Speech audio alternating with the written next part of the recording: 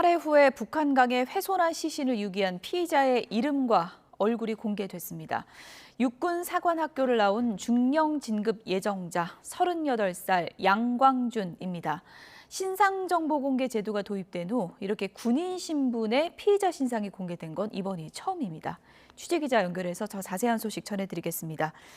지환 기자, 신상이 공개됐군요.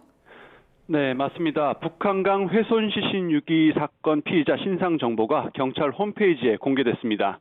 지금 보는 사진이 검거 직후에 찍은 이른바 머그샷인데요. 이름은 양광준, 1986년생입니다. 육군사관학교 출신의 국방부 직할부대에서 근무하던 중령 진급 예정자입니다. 숨진 피해자는 같은 부대에 근무하던 33살 여성 군무원 A씨였습니다. 앞서 지난주 경찰은 범행 잔인성과 피해 중대성이 인정되고 증거가 충분하다며 신상 공개를 결정했는데요. 양 씨가 즉시 공개 결정에 반발해 변호사를 통해 소송을 걸었습니다. 공개를 막아달라는 가처분 신청이었는데요. 법원이 받아들이지 않았고 이에 따라 경찰은 최소 법적 유예 기간인 닷새가 지난 오늘 오전 양 씨 신상을 공개했습니다.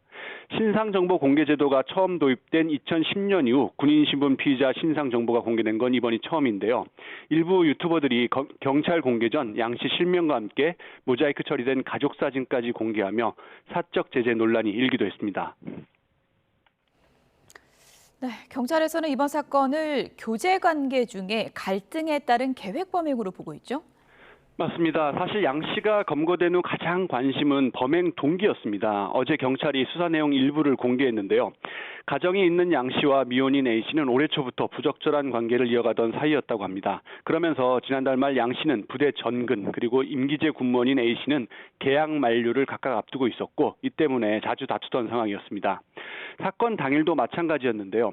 이 카풀로 함께 출근한 두 사람은 아침부터 심하게 싸웠고 이로 인해 양 씨는 더는 관계를 지속하기 어렵다고 판단했습니다. 그리고 곧바로 자신의 SUV 차량 번호판을 대체할 수 있는 위조 번호판을 검색했습니다. 오후에 다시 두 사람은 차에서 다시 만났는데요. 이때 양 씨가 철사 재질 노트북 도난 방지 줄로 A 씨를 목 졸라 살해했습니다. 이후 부대에서 준비한 공구를 이용해 인근 철거 예정 공사장에서 시신을 훼손했고요.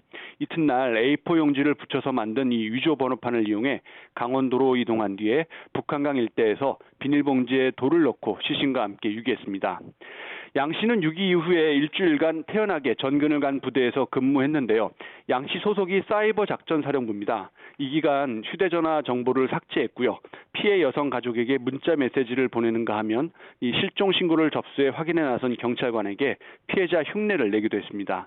양 씨가 사전에 범행을 계획하고 은폐했다고 경찰이 보는 이유입니다. 수사경찰 설명 들어보시겠습니다.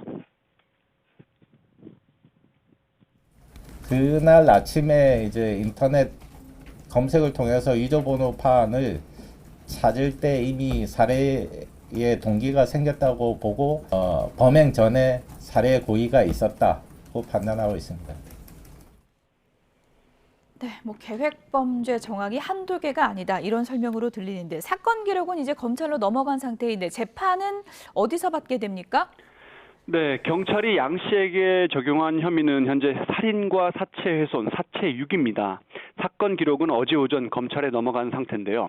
검토에 나선 검찰 역시 신속하게 재판에 넘길 계획입니다. 이 사건 처음부터 이 범인 양 씨를 검거한 후에 경찰이 수사를 맡을지 아니면 군사 경찰이 맡을지 좀 애매했습니다. 만약 이 숨진 A 씨가 계약 만료 직후에 민간인 신분이었다면 이 사건은 군인 범죄인 만큼 군사 경찰이 맡았을 겁니다. 하지만 범행 당일인 지난달 25일은 이 숨진 A 씨가 군무원 신분이었던 만큼 군 내부 범죄로 취급해서 이 개정된 군 형법에 따라 사건을 경찰이 맡았습니다. 일반 경찰이 수사를 맡은 만큼 이 검찰 기소 후 앞으로 열릴 1심 재판도 군사 법원이 아닌 춘천지방법원 형사합의부에서 열립니다. 지금까지 강원지대본부에서 YTN 지환입니다.